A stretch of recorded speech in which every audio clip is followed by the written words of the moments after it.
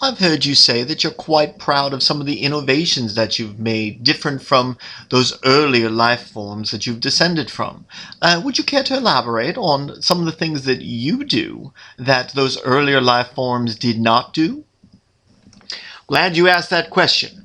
I'm kind of proud of some of the things that I've been working on.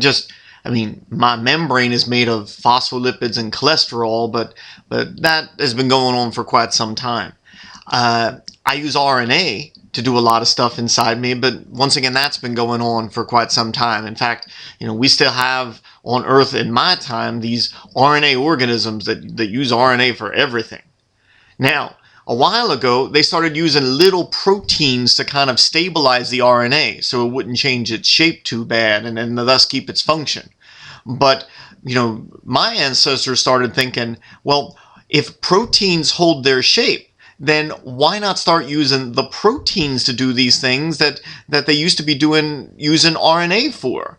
And so the old timers using RNA for everything, that doesn't seem too practical if RNA doesn't hold its shape real well. And so we've been using more and more proteins to do the things that RNA used to. Now, RNA helps us make these proteins, so RNA is still very, very important.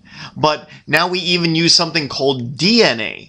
And DNA holds its shape and mutates less than RNA does. So if you're going to try to rely on a code for how to make proteins, DNA is just a more stable way to do it. It doesn't mutate as much. And so I hear that the things that we've been working on, where DNA is the genetic code which we try to pass down to our kids, and we convert that into RNA, and the RNA makes the proteins, and more proteins end up doing all of the things that the cells do that need doing. Well, I hear that that's a neat system that your cells have continued to in your time. Good job, old fellow. Without some of those innovations, I'm not quite sure what life on Earth would be like nowadays. Thank you so much for spending some time with us. We hope you enjoy the remainder of the Precambrian era.